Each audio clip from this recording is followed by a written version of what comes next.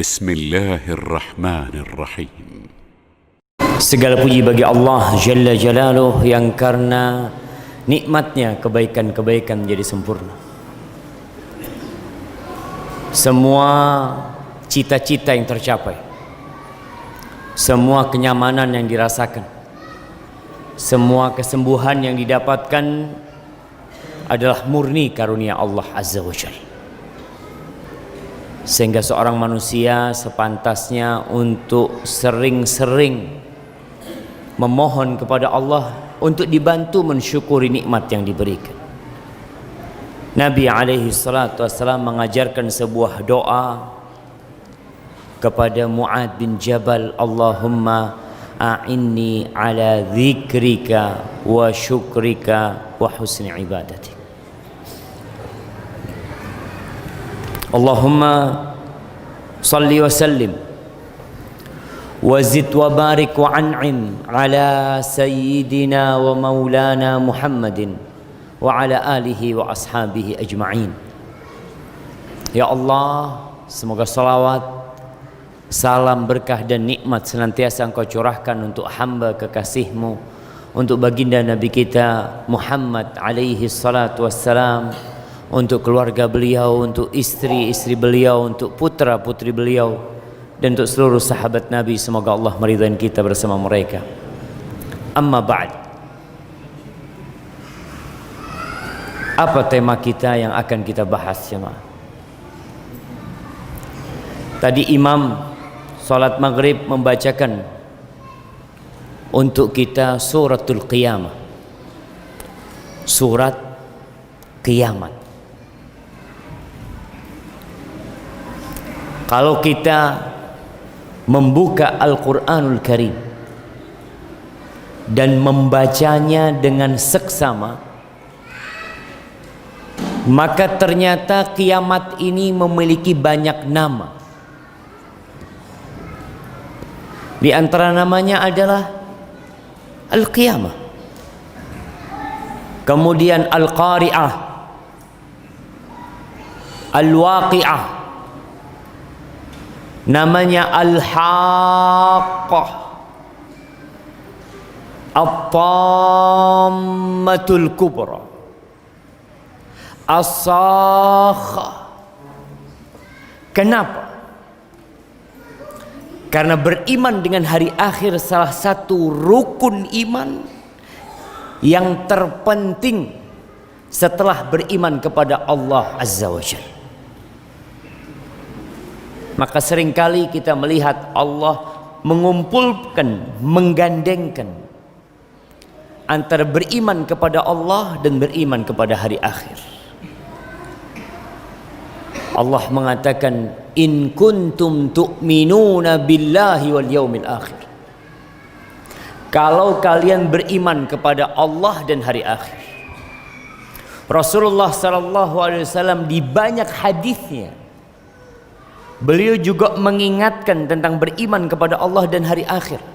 Beliau mengatakan, man kana yu'minu billahi wal yaumil akhir, barang siapa yang beriman kepada Allah dan hari akhir, falyaqul khairan aw liyasmut. Kalau kamu beriman kepada Allah dan hari akhir, hendaklah berkata yang baik atau diam.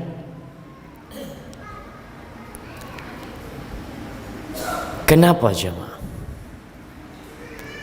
Selama 13 tahun Rasulullah sallallahu alaihi wasallam berdakwah, kebanyakan ayat-ayat yang turun berkaitan dengan hari akhir, berkaitan dengan kiamat. Juz Amma itu terdiri dari berapa surat? Siapa yang tahu? Nak kasih hadiah. Jamaah, Juz Amma berapa surat? Nah, mana yang mau jawab? Iya. Berapa? 27? 37, Masya Allah. Kasih hadiahnya.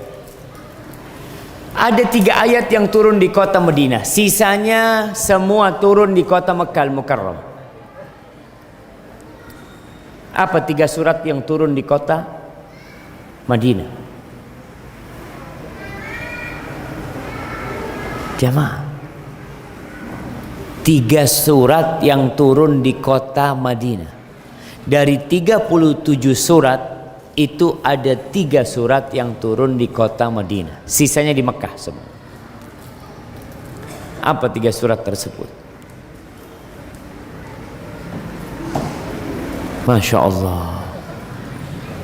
Bukan nggak tahu jawabannya Ustaz, tapi tawadhu, tidak ingin riak ketahuan kalau bisa jawab. Masya Allah. Tapi ana izin minum dulu waktu ya ma.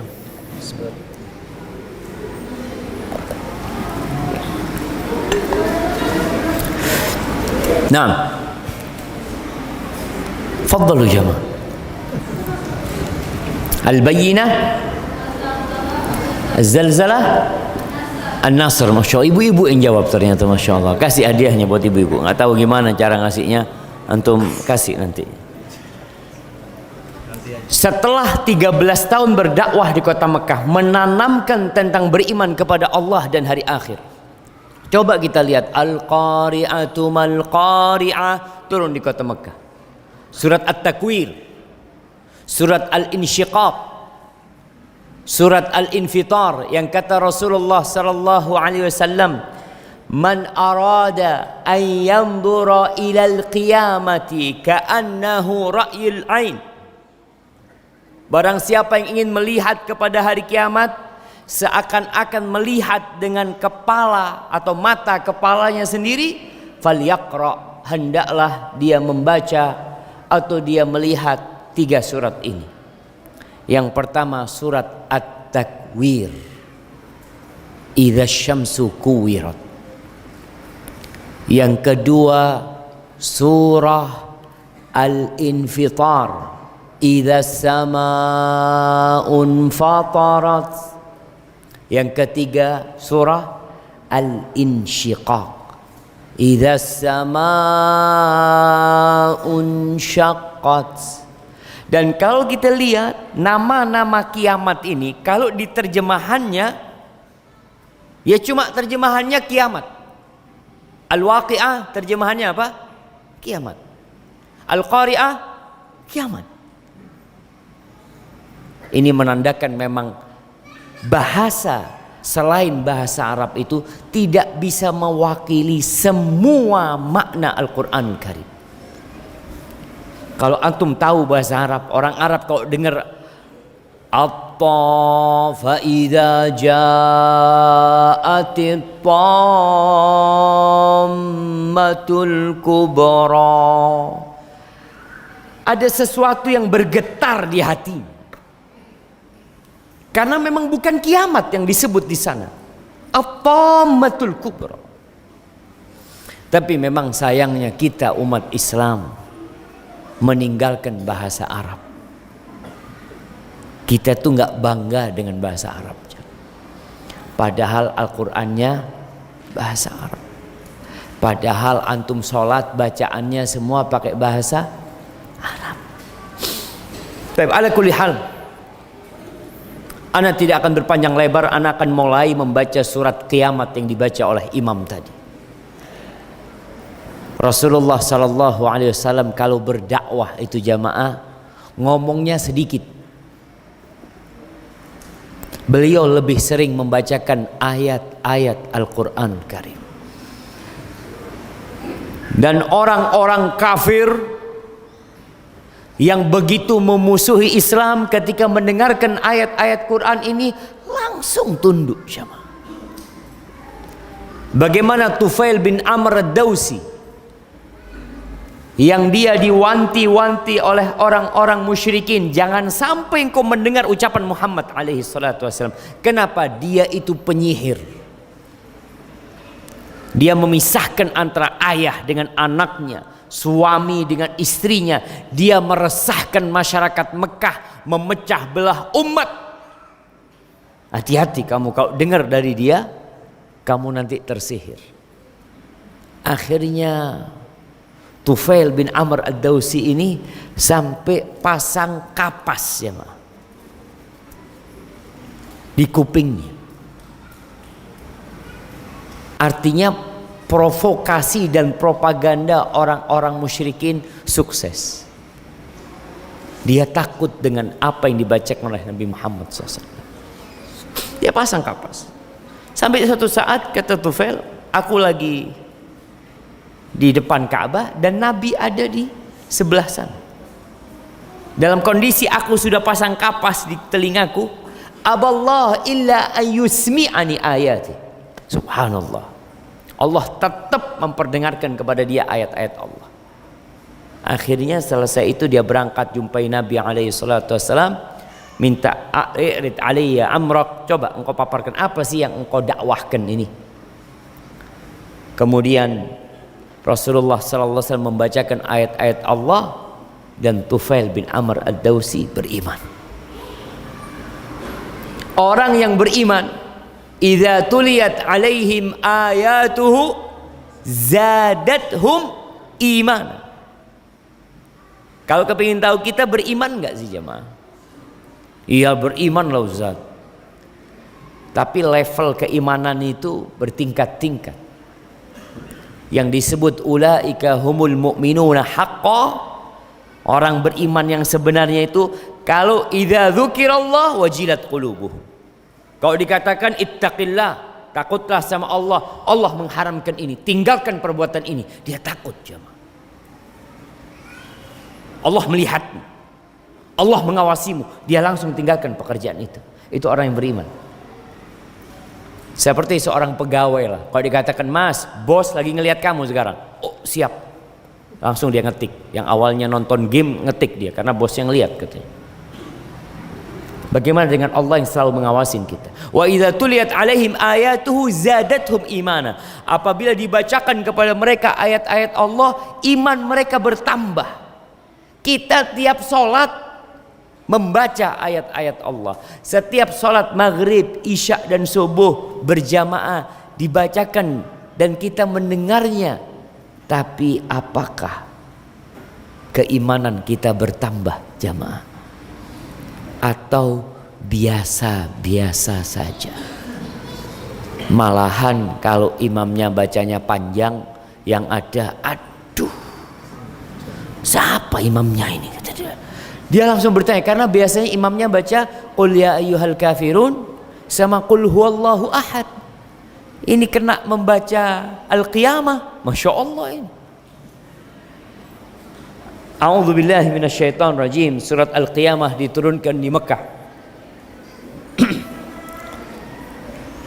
Dan disebutkan bahwasanya turunnya surat Al-Qiyamah setelah turunnya surat Al-Qari'ah, yang maksudnya juga tentang kiamat. Allah bersumpah. Sejatinya Allah nggak perlu bersumpah. Tapi ada manusia-manusia yang bandel, yang berpaling dan tidak mau menggubris. Maka Allah menegaskan tentang kiamat ini. A'udzubillahi minasyaitonirrajim. Bismillahirrahmanirrahim. Allah mengatakan la uqsimu biyaumil qiyamah. Kata Allah, aku benar-benar bersumpah dengan hari kiamat, yakni hari kiamat akan terjadi. Wala uqsimu bin nafsil lawamah, dan aku benar-benar bersumpah dengan jiwa yang suka mencela, yang suka menegur dirinya. Kita ini punya jiwa jamaah yang memiliki beberapa sifat. Tahu dengan jiwa kita? Kita nggak tahu. Yang jelas di tubuh kita ada sesuatu yang menggerakkan kita. Bagaimana kita bisa berpikir?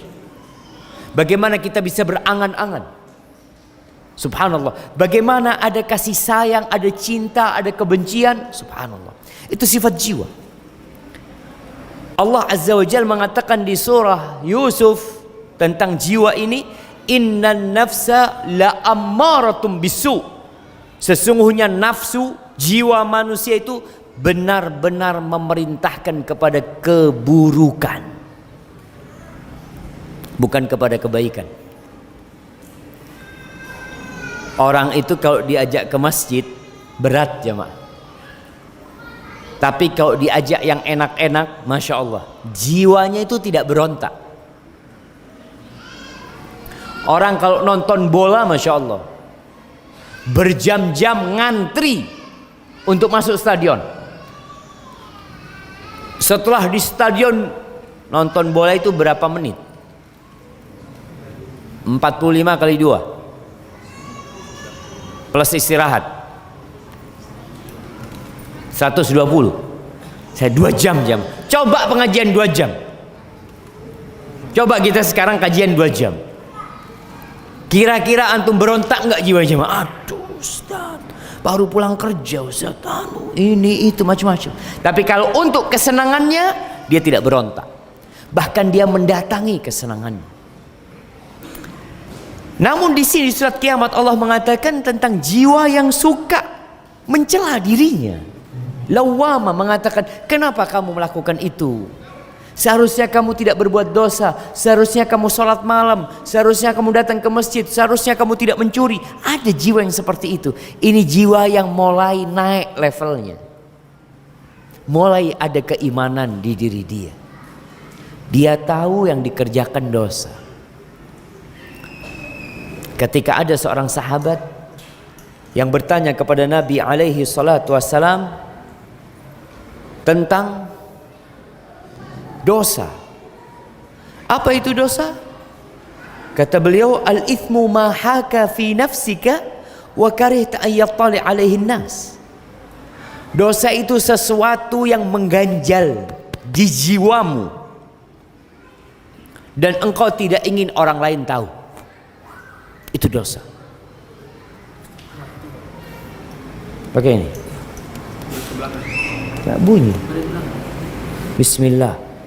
Masya Allah jamaah. Memang anak kalau keluar pulau itu pakai mic 2, 3 kadang jamaah. Masya Allah. Ini mic-nya diangkat nggak mau jamaah. Masya Allah. Harus dipaksa. Masya Allah. Alhamdulillah.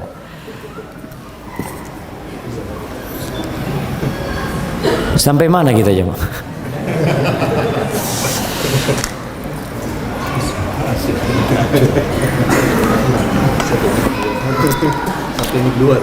Mana? Tahu, mic 2. Alhamdulillah jemaah. Ini salah satu kebaikan para panitia jemaah. Dia nggak kasih ustadznya satu mic 2 ustaz. Ini air juga dikasih 2, Masya Allah. Taib, jiwa orang yang sudah mulai naik itu biasanya seperti itu. Mulai dia suka mencela dia, kenapa aku berbuat ini, kenapa aku berbuat ini. Kemudian nanti jiwa naik kepada level tertinggi.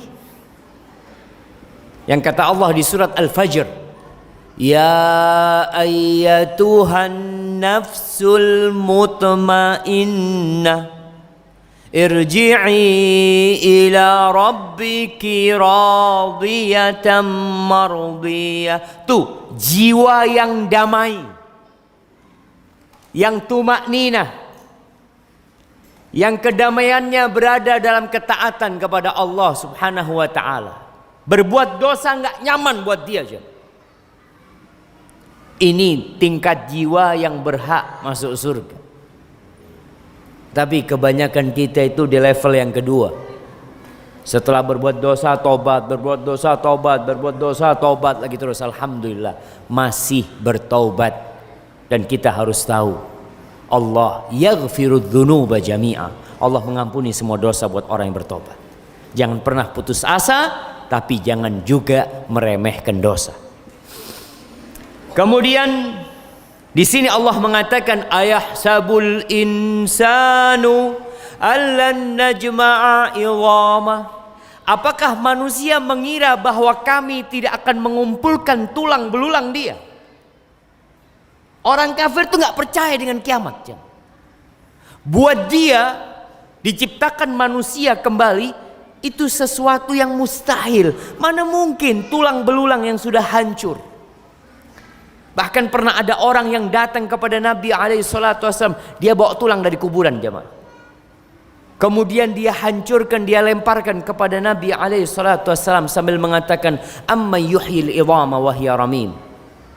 Siapa yang akan menghidupkan tulang belulang yang sudah hancur kayak gini? Tuh orang masalahnya nggak percaya dengan kebesaran Allah Azza wa Jalla. Allah sering kasih contoh sama kita. Salah satu contohnya adalah kemarau panjang. Antum lihat semuanya mati. Sungai-sungai kering. Rumput-rumput coklat, pepohonan mati. Allah turunkan hujan, semua jadi hijau. Apa nggak bisa Allah nyiptakan? Engkau percaya nggak bahwasanya asal penciptaanmu dari Adam alaihissalam? Adam tuh dari apa? Wallahi jamaah, Allah katakan, ayahsabul insan, apakah manusia mengira kita tidak akan mengumpulkan kembali tulang belulang dia? Lalu Allah katakan, bala qadirina ala an nusawwiya banana. Kita tuh mampu untuk menyamakan jari-jarinya jamaah. Allahu Akbar jamaah. Orang dulu tuh nggak tahu kalau fingerprint ini beda-beda, sidik jari orang tuh beda-beda. Allah sebutkan di sini, Allah bisa menyamakan kembali jari-jarinya, nggak akan tertukar. Bisakah ditukar sidik jari antum? Nggak bisa. Dan Allah akan samakan itu pada hari kiamat. Bal yuridul insanu liyafjura amama. Tapi manusia ini kepinginnya berbuat dosa terus jemaah. Itu keinginan dia. Lupa dengan kewajiban dia, bahwa dia diciptakan bukan sia-sia. Allah mengatakan, yas'alu ayyana yaumul qiyamah. Dia bertanya, kapan kiamat itu? Kalau engkau mengatakan kiamat akan terjadi, kapan kiamat itu? Menantang. Makanya kebanyakan pertanyaan tentang kapan kiamat itu pertanyaan yang enggak baik. Pertanyaan yang berbungkus kurang yakin dengan kiamat. Bahkan di sebagian penanya ada unsur mendustakan kiamat. Katamu dekat, mana enggak terjadi kiamat itu? Kapan kiamat itu terjadi? Wallahi mereka menanyakan itu jamaah. Maka Allah katakan, fa idza bariqal basar wa khasafal qamar wa jumi'asy syamsu wal qamar. Kata Allah, apabila mata terbelalak ketakutan, kemudian bulan hilang cahayanya, dan matahari dan bulan dikumpulkan. Jadi nanti akan ada peristiwa-peristiwa yang sangat tidak masuk akal buat manusia, tapi buat Allah Azza wa Jal, apa yang tidak masuk akal? Kita nih berada di Merauke nih. Di sini ada sarang semut apa sarang rayap? Sarang rayap. Kapan rayap itu sekolah? Kapan coba? Anak kasih hadiah. Siapa yang ngasih tahu rayap cara bangun? Siapa coba? Oleh orang itu seharusnya berpikir, melihat kejadian-kejadian alam. Kalau semua uang yang ada di Merauke ini dikumpulkan, kalau semua emas yang ada di Tembagapura dikumpulkan jadi satu untuk menciptakan satu rayap, bisa jemaah? Gak bakalan bisa. Dan Allah nyiptakan rayap itu jutaan jemaah. Kau nggak percaya dengan kemampuan Allah Azza wa Jalla, kau bakal terbelalak nanti ketika lihat bulan hilang cahayanya, matahari dan bulan dikumpulkan, bintang-bintang berjatuhan, gunung dicabut dari akarnya. Allahu Akbar jemaah. Ketika itu terjadi kiamat, manusia akan ketakutan. Apa yang akan terjadi dengan manusia? Yaqulul insanu yawma idzin ainal mafar. Ketika itu manusia akan berteriak, mengatakan di mana tempat berlari? Mau lari kemana antum coba? Kadangkala orang-orang ya, tanda kiamat itu banyaknya gedung-gedung tinggi di Jazirah Arab. Wah subhanallah, ternyata gedung tertinggi sekarang ini adanya di Arab. Yang katanya orang-orang kafir negeri Islam itu terbelakang, padahal di sana ada gedung tertinggi. Tapi gedung tertinggi itu tanda-tanda akan kiamat. Oh kalau gitu Ustaz, kita bikin gedung yang pendek Ustaz, supaya kiamat gak terjadi. Bukan kayak gitu jemaah. Artinya ini sesuatu tanda yang normal. Jadi tanda-tanda kiamat itu ada yang tercela, ada yang wajar, gak apa-apa. Itu hanya tanda yang disebutkan oleh Nabi SAW. Dan ada tanda yang haram. Maka dikatakan apakah membangun gedung tinggi itu tercela? Sebenarnya mengatakan enggak, tergantung kebutuhan dan tergantung tujuan. Karena ada jemaah umrah dan haji yang mencela ketika datang ke Masjidil Haram. Kenapa ada gedung-gedung tinggi di sini? Ini ngundang kiamat. Loh, ngundang kiamat? Gak perlu diundang kiamat itu. Betul jemaah.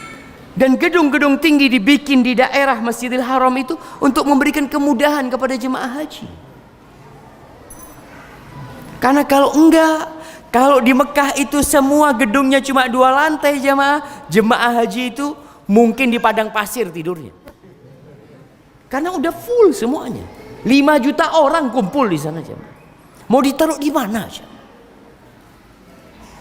Maka tanda-tanda kiamat sudah terjadi, kita melihat gedung-gedung tinggi itu ada. Dulu orang-orang kafir tidak melihat gedung-gedung yang tinggi. Mereka melihat gunung yang tinggi. Maka mereka bertanya, karena mereka tahu salah satu makhluk yang terkuat adalah gunung. Maka mereka bertanya, wa yas'alunaka 'anil jibal. Engkau katakan semua akan hancur, gimana dengan gunung-gunung nantinya? Faqul yansifuha rabbi nasfa fayadharuha qa'an safsafa la tara fiha iwajan wala amta. Oh, engkau bertanya tentang gunung, katakan kepada mereka, Allah Rabbku akan menghancurkannya sehancur-hancurnya menjadi debu yang berterbangan. Kemudian bumi itu akan jadi rata jemaah. Kalau sekarang kita ngelihat ada jalan yang agak menanjak, ada yang turun, ada lembah, ada yang menggunung, semua nanti akan rata sama tanah. Ketika kiamat itu terjadi, lalu Allah katakan kalla la wazar. Pada hari itu nggak ada tempat berlindung. Mau kemana engkau berlindung? Sebagian orang sekarang berpikir mau bikin perumahan di Mars. Di Mars mau bikin perumahan di sana, ya takut nanti kalau kiamat terjadi paling enggak ada tempat bersembunyi lah. Allahu Akbar. Aina ma takunu yudrikkumul maut walau kuntum fi burujim musyayyadah.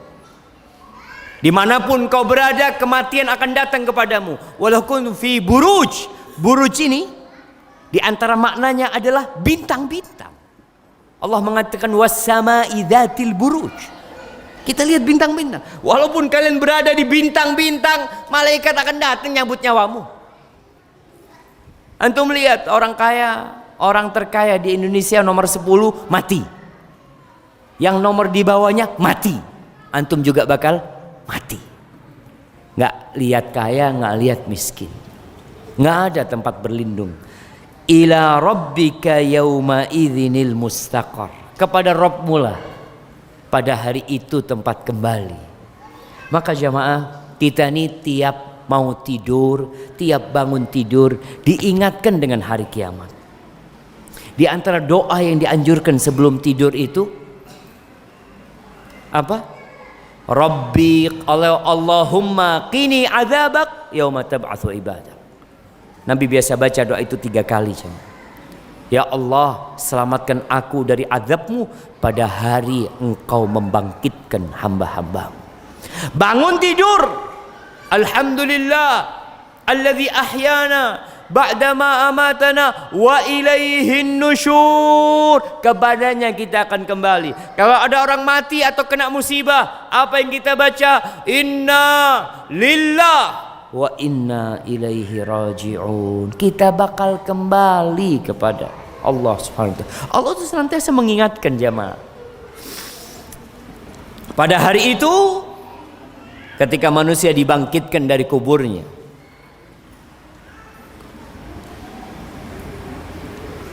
kiamat terjadi dengan tiupan sangkakala oleh Israfil.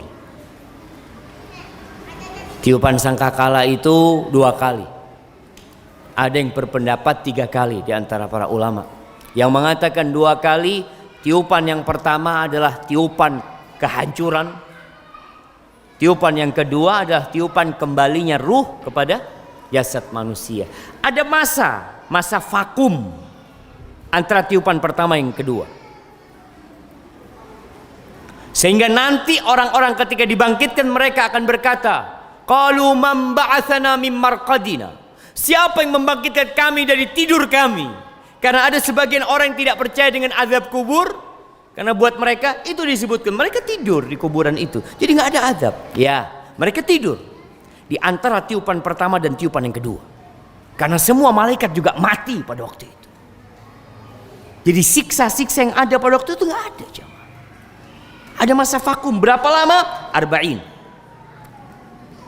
Dalam hadis Abu Hurairah yang diriwayatkan Imam Bukhari dan Muslim, Rasul sallallahu alaihi wasallam mengatakan bainan nafkhatain 40. Di antara 2 tiupan itu 40. 40 apa? Ditanya Abu Hurairah, 40 yauman abaid. 40 hari? Enggak, aku enggak berani menetapkan itu. 40 bulan? Aku enggak berani mengatakan 40 bulan. 40 tahun? Kata Abu Hurairah, aku enggak berani. Kemudian setelah itu Allah mengirimkan hujan di muka bumi ini jemaah. Ustaz, kan ada yang mati dimakan buaya, nggak dikubur Ustaz.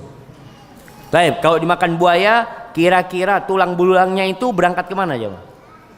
Di bumi, tetap nggak kemana-mana. Jadi nggak ada yang kemudian buayanya itu keluar gitu ya dari bumi berangkat kemana, nggak ada. Semuanya di bumi. Dan semua tubuh manusia itu akan terurai kecuali ajbud dzanab. Ada yang tidak terurai jemaah. Yaitu ujung pangkal tulang ekor. Walaupun dibakar tetap akan ada itu jemaah. Dari sanalah Allah kirimkan hujan selama 40 tadi jemaah. Air hujan itu seperti air mani. Kemudian setelah itu 40 lalu Israfil dibangkitkan. Dan Israfil memegang sangkakala. Sangkakala itu bukan trompet. Karena nanti ini musim akhir tahun mulai orang rame. Kok ada yang mengharamkan trompet? Itu yang dipegang Israfil apa? Kata Nabi SAW, as-sur qarnun yunfakhu fi. Nabi mengatakan sur yang ditiup oleh Israfil itu adalah koran, tanduk yang besar sekali. Dikatakan dari tanduk itu keluar nanti ruh-ruh menuju ke tubuh manusia. Dan semuanya tidak ada yang salah masuk. Semuanya akan masuk ke tubuhnya, kemudian mereka bangkit dari kuburnya. Yunabba'ul insanu yawma idzin bima qaddama wa akhar. Pada hari itu Akan dikasih tahu kepada manusia apa yang dia kerjakan dan apa yang dia lalaikan. Nanti dikasih tahu. Sejatinya kita ini, kata Allah, balil insan ala nafsihi basirah walau alqa ma'adhirah. Manusia itu tahu dengan perbuatannya dia sebenarnya. Walaupun dia berusaha untuk cari alasan ini dan itu, Allah akan tahu jemaah. Allah akan tanyakan kepada kita, engkau dapat harta dari mana? Dari yang halal apa dari yang haram? Kemudian dipakai buat apa? Itu pun akan ditanyakan. Kemudian akan ditanya tentang waktu yang Allah berikan kepada kita, khususnya masa muda. Kalau orang tua memakmurkan masjid, sepuh, sudah putih semua jenggotnya datang ke masjid, itu wajar. Nah, makanya nanti akan ada pertanyaan. Ana dikasih mic gak bunyi dari tadi jemaah. Astagfirullah. Zalim panitianya ini jemaah. Masa Ustaz suruh pegang mic gak ada bunyinya?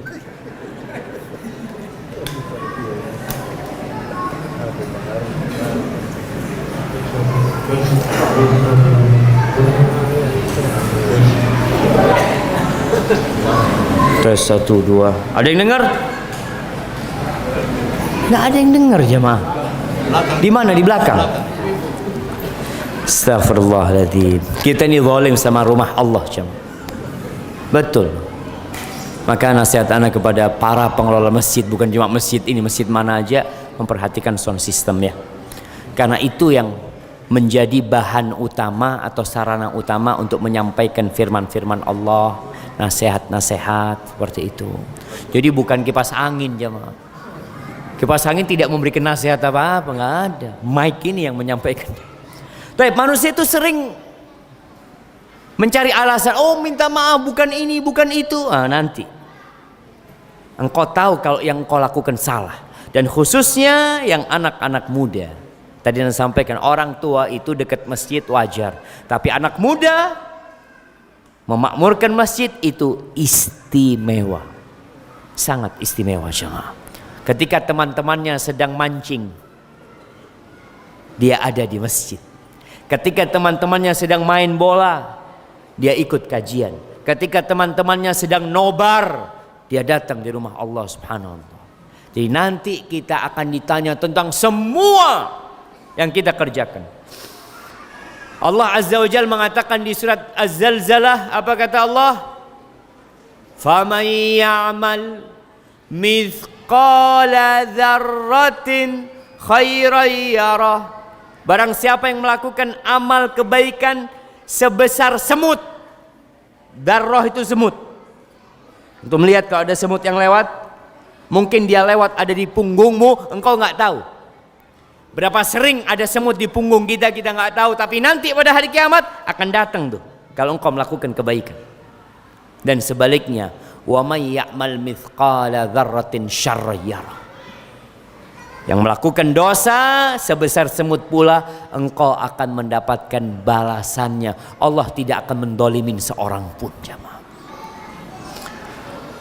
Kemudian Allah Azza wa Jalla menyebutkan tentang turunnya Al-Quran kepada Nabi alaihi salatu wassalam. Allah mengatakan, la tuharrik bihi lisanaka lita'jala bih. Nabi SAW ketika mendapatkan wahyu dari Allah, beliau itu berusaha untuk mengulangi yang dibacakan Jibril. Jadi ketika Jibril mengatakan umpamanya idza zulzilatil ardu, Nabi itu berusaha untuk mengulanginya. Idza zulzilatil ardu. Maka dikatakan la tuharrik bihi lisanaka lita'jala bih. Engkau enggak perlu menggerakkan lisan. Engkau dengarkan aja. Inna alaina jam'ahu wa qur'ana. Kami yang akan mengumpulkan bacaan Quran itu di hatimu, dan kami akan membuatmu bisa membacanya. Fa idza qara'nahu fattabi' qur'ana. Kalau kami sudah membacakannya, silahkan engkau mengikuti bacaannya.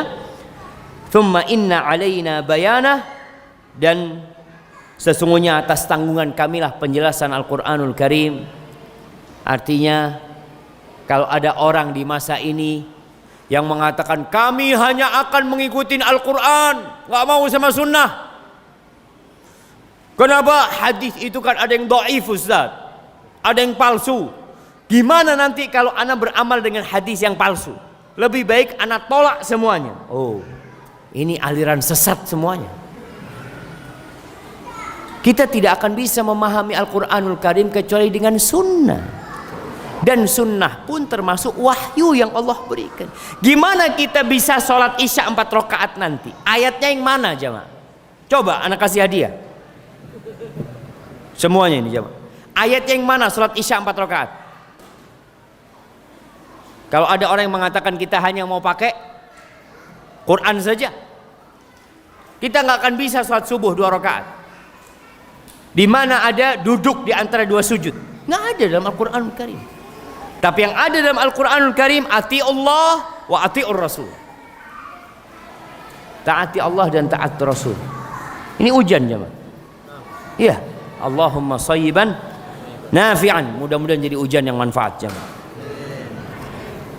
Kemudian Allah cerita tentang kita nih. Udah dikasih tahu kiamat akan terjadi, tapi tetap terbuai dengan dunia. Maka Allah katakan kalla bal tuhibbunal ajilah wa tadharunal akhirah. Kalian itu sebenarnya sangat mencintai kehidupan dunia. Kemudian kehidupan yang ada di depan kita sekarang jemaah. Dan kalian mengabaikan kehidupan akhirat. Antum melihat manusia kalau suruh bangun rumah, suruh bangun jalan, suruh bangun jembatan, suruh bangun pabrik, suruh buka usaha, Masya Allah. Tapi suruh sholat malam, berat jemaah. Tukang bangunan di sini digaji berapa jemaah? Berapa? 160 tukang bangunan. Dari jam berapa ke jam berapa? Jam 8 sampai jam 5. Sholat malam 3 rakaat, nggak kuat jemaah. Masjid cuma 100 meter dari rumahnya, nggak nyampe kakinya. Ada apa dengan kakinya? Tuh kata Allah, kalla bal tuhibbunal ajilah. Kalian lebih mencintai kehidupan dunia. Kenapa kemaksiatan terus terjadi? Kenapa korupsi terus merajalela? Kenapa kezaliman terus kita lihat jemaah? Karena manusia cinta dengan kehidupan dunia. Wa tadharunal akhirah. Kalian meninggalkan akhirat. Maka kita ini perlu sering-sering mengingat akhirat jemaah. Mengingat akan terjadinya kiamat. Lalu kata Allah, adzan. Khalas. Adzan dulu. Baik. Udah masuk? Ya Allah, fadhil. Kita dengarkan adzan dulu jemaah. Wassalamu ala Rasulillah ma ba'd. Jamaah rahimakumullah. Peristiwa terjadinya kiamat sejatinya sangat panjang dan menakutkan. Proses dibangkitkannya manusia dalam kondisi telanjang, tak beralas kaki, dan dalam kondisi belum disunat. Kemudian mereka keluar dari kuburnya seperti belalang yang bertaburan.